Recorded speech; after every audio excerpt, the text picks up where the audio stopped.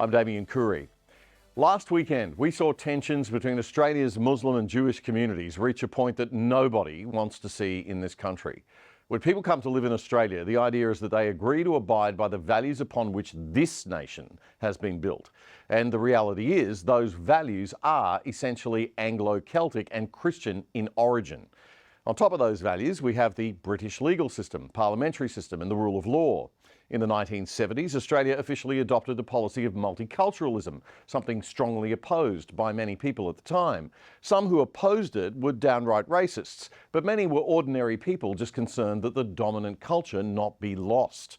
These were not all white people, by the way, whatever that is. They were mixed race, like my family. People from all over the world who'd made this country home.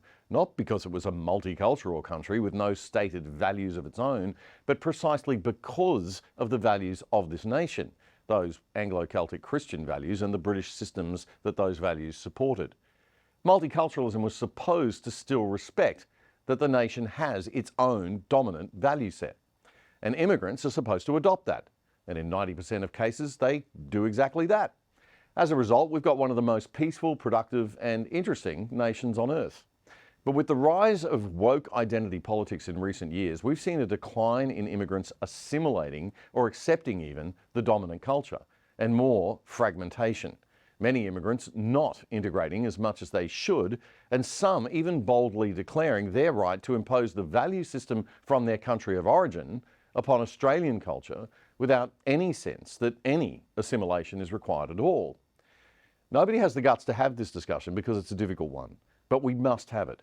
And as we've said on this show many times, if we don't define what we are as Australians, then we really have no uniting culture and really no nation.